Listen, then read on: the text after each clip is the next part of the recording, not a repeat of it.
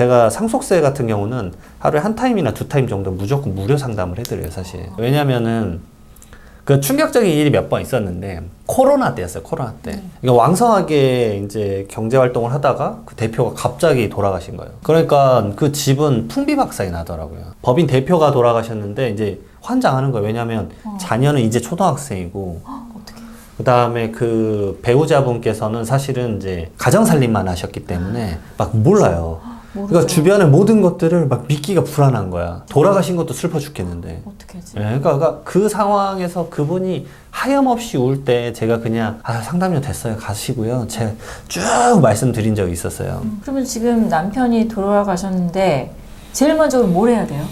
그러게 받아들일 수도 있어요. 지금 돌아가셨는데 우선은 장례 잘 치르고 그 다음에 뭐 해야지 라고 생각하실 수 있는데 제가 말씀드린 건 장례 이후. 결국 장례 이후에도 다양한 행정 절차가 있는데 이걸 제때 안 하게 되면 이제 2차 슬픔이 와요. 제가 그래서 상속세 무료 상담 해드린 이유가 뭐냐면 당신이 지금 뭘 해야 되는지를 알려줘요. 예를 들어서 오늘 오셨던 분도 9월 달에 돌아가셨는데 지금 12월 말일이잖아요, 거의. 영상이 거의 벌써 3개월이나 지났어요.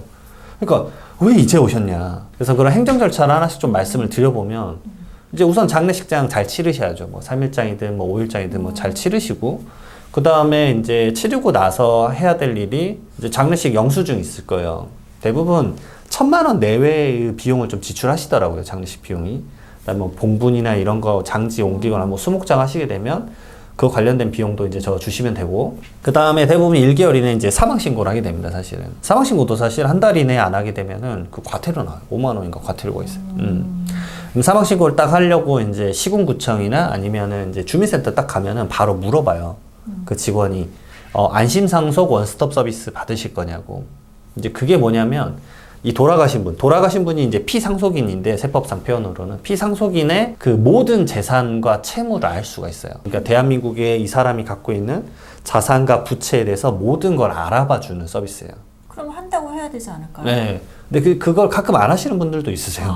그래서 제가 이건 어차피 하셔야 된다. 세무서도 이 내역을 알고 있을 테니까. 그래서 그거를 이제 체크를 하면은 이제 바로 현장에서 주는 거는 이제 우선 부동산, 그러니까 토지, 건물, 그 다음에 차량, 그 다음에 선박 막 이런 데이터는 바로 줘요. 그래서 아버지가 돌아가셨다. 아버지에 대한 부동산 내역이 쭉 나와요. 몰랐던 것도 막 나올 수도 있겠다. 진짜 나오셨어요. 예전에 해남에서 돌아가셨는데 압구정에 땅이 있으시더라고요. 깜짝 놀랐어요. 무슨 일이야? 네. 압구정 땅. 근데 이제 그거는 좀 이제 역사가 좀 깊었어요. 조상 땅이어가지고 막 선대 그래서 요걸 찾을 수 있냐 없냐 막 그런 이슈가 좀 있었어요. 어쨌든 돌아가시고 나서 그걸 딱 했는데 이제 자식 입장에서는 쫙 나오면 진짜 모르던 것도 있겠다. 맞아요. 그 부동산은 그나마 이제 어느 정도 이제 언지를 좀 줬다 그러면 알고 계시기는 하는데 그 나머지 것들은 사실 잘 몰라요. 왜냐면 예를 들어서 이제 그 작가님도 마찬가지지만 지난달에 아버지가 얼마 썼고 아버님의 지금 계좌에 잔액이 얼마 있는지 사실 모르죠. 당연히 모르죠. 당연히 모르잖아요. 어떻게 알아? 네. 그래서 금융거래 내역이나 국세나 지방세 체납 내역 같은 거 그게 7일에서 20일 정도 걸려요. 그래서 그거는 행정 업무 잘 보시는 상속인이 거기 가시는 게 좋은 게 뭐냐면 문자로 계속 띠링띠링 와요. 그래서 그 문자는 이제 지우지 마시라고 제가 말씀을 좀 드려요. 왜냐면 지워버리면 알 수가 없으니까. 그리고 그 서비스를 한 다음에 금융감독원에 상속인 재산조회 서비스라는 게 또 있어요. 그게 뭐냐면 방금 안심상속 원스톱 서비스 기반으로는 문자만 온다 그랬잖아요. 이게 좀 쭉 텍스트로 잘 나와 있어요. 은행은 은행대로 뭐 예를 들어서 A은행, B은행, C은행에 각각 얼마씩 있는지 이런 내용 쭉 나오고 계좌의 내역이 맞아요. 네. 그러니까 계좌 번호가 나와 있진 않은데 어떤 지점에 어떤 은행이 얼마가 있다. 얼마 정도 있다. 그 정도는 나와요. 그리고 그 다음에 보험 나오고 그 다음에 뭐 우체국, 새마을금고, 그 다음에 증권 이런 금융 내역이 쭉 나와요. 그 두 가지 정도만 다 파악을 해도 자산이 어느 정도 있으시고 채무가 어느 정도 있구나. 요걸 좀 파악할 수가 있어요. 요게 파악돼야지 이제 기본적인 거고 그 다음에 이제 하나씩 정리할 게 이제 월마다 나가는 비용 막 그런 거 있잖아요. 예를 들어서 월마다 어디에 뭐 자동이체 걸어놨는데 그게 계속 나가는 거 그걸 이제 좀 이제 끊거나 없애야 되겠죠. 그쵸. 근데 이제 제가 자주 말씀드리는 게 이제 휴대폰은 끊지 마라. 집 전화라. 왜냐면 생각보다 돌아가신지를 모르는 분들도 많아요. 그럴 수 있죠. 네, 부고를 알리는 게 생각보다 휴대폰으로 부고 알리는 게 엄청나게 또 힘든 일이에요. 이제 상속인들도 막 슬픔에 잠겨 있는데 막 이거 문자 보내는 것도 일이거든요. 그게 이제 아는 사람이 많은 분들 막 1000명 단위잖아요. 그렇죠. 그러면 이게 누락할 때가 있어요. 그리고 이제 두 번째로는 채권 채무 관계를 알아야 돼요. 이분이 사업을 하고 있다가 예를 들어서 돈 받을 게 1억 있고 줄 게 5천만 원 있다고 해볼게요. 받을 게 1억 있는데 이분이 이제 예를 들어서 장례식장 안 나타나. 돈을 받아야 돼. 채권이잖아요. 근데 안 나타나면 알 수가 없어.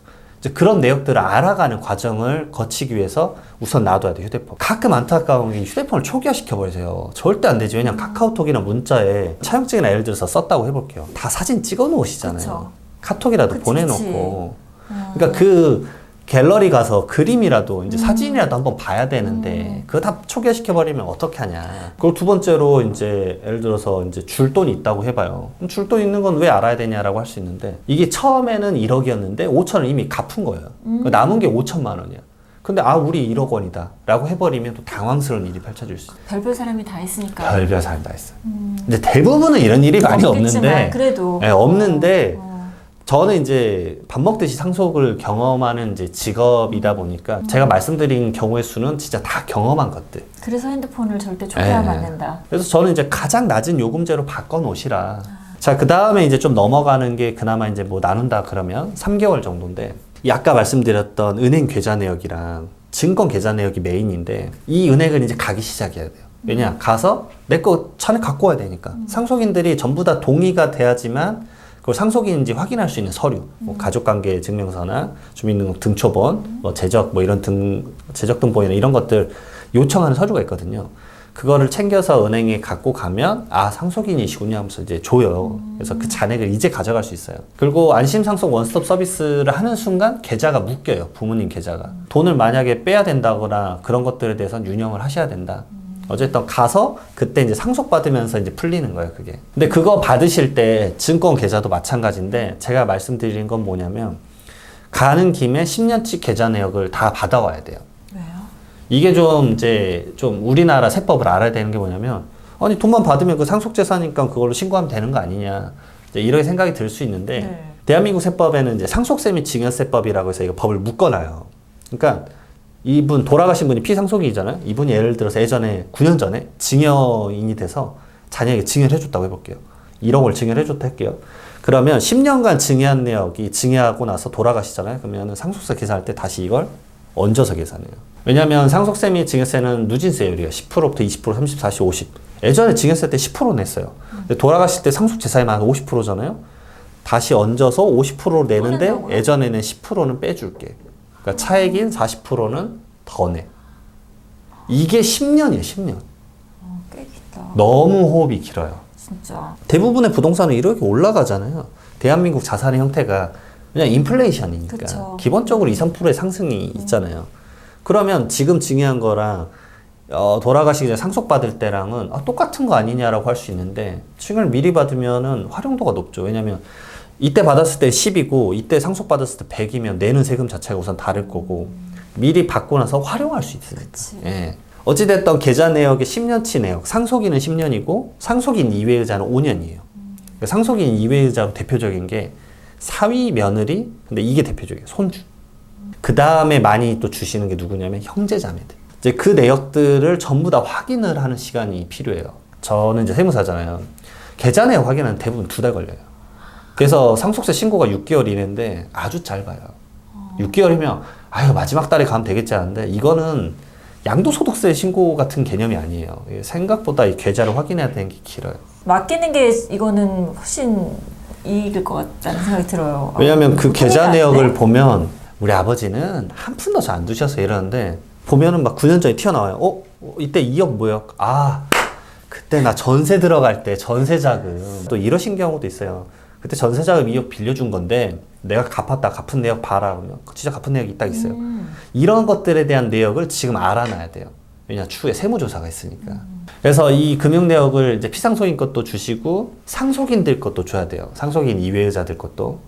네, 그래서 그거를 파악하는 시간이 꽤 걸려요. 바로 계좌이체 한 것도 있지만 현금 출금한 게 있을 수 있잖아요.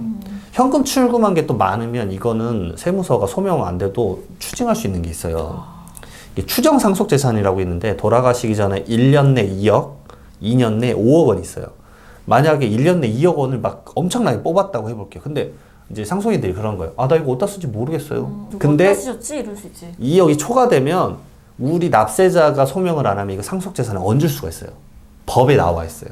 아, 이렇게 소명이 안 돼도요? 네, 그냥 2억이 넘거나 2년 내 5억 원이 넘어버리면 소명 못 하시면 어쩔 수 없습니다. 과세할 수밖에 없어요. 추징해버려요. 현금 출금한 내역 있잖아요. ATM이나 이런 거. 그런 것도 저희는 다 리스트업 해가지고 이게 어때 쓰신지 아십니까? 물어봐요. 그러니까 그런 것들이 엄청 많아요. 거기다가 이제 막 예를 들어서 내가 다가구 주택을 임대 사업을 하고 있다 그러면 막 전세금 들어오고 나가고 보증금 엄청 나가고 복잡할 텐데. 그걸 다 보는 거예요. 그걸 다 봐야 되는 부분이 좀 있어요. 3개월 내인데 또 진짜 유념해야 될 게 그게 있어요. 상속 포기랑 한정 승인. 이거를 3개월 이내 해야 돼요. 그러니까 상속이 개시되는 걸 안 날로부터 3개월 이내 이걸 할 수 있거든요. 그러니까 상속 포기는 뭐냐면 나 그냥 상속인으로 쳐주지도 마. 나는 그냥 없는 사람 참 쳐줘. 그러니까 한정 승인은 뭐냐면 상속 재산을 받을 게 예를 들어서 50인데 빚이 100이에요. 그러면은 내가 재산 50까지만 상속 받을게. 빚 50은 그러면 이게 날라가요. 이걸 왜 해야 되느냐? 이 기간 내에 안 하면 번거로워져요. 왜냐하면 빚을 내가 받아버리는 꼴이 되니까. 큰일 날 수 있겠네요. 큰일 났어요. 그러니까 슬픔에만 빠져 계시지 말고 빨리 상속 재산하고 채무를 파악해야 된다는 얘기예요. 그래서 이 한정 승인의 단계를 밟아야 이 대에서 끝나요. 예를 들어서 이제 일반적인 상속이 배우자랑 자녀 2명이라고 쳐볼게요. 가장 일반적이죠. 그러면은 자녀 2분은 상속 포기를 하시고 그다음 배우자는 자기 때 한정 승인을 딱 해야 돼요. 그래야 여기서 끝나요. 다 상속 포기를 해버리면 이 자녀분들의 그 자녀, 손주들한테 갑자기 넘어가요. 그러니까 상속 순위가 계속 넘어가요. 그다음 어디까지 가냐면 이제 직계 비속, 직계 존속, 그다음에 형제자매 사촌 이내 혈족. 그러니까 막 다 상속 포기만 하면 어디까지 가면 막 사촌까지 가요. 민폐네. 민폐예요. 물론 이제 이거는. 3개월 지나도 특별 한정 승인이라고 또 있어요. 아, 나는 몰랐다가 이제 알았다. 뭐 이런 게 있기는 한데 어찌됐든 3개월 이내 처리하는 게 제일 좀 깔끔하고 그다음에 그 추후의 번거로움을 좀 덜한다.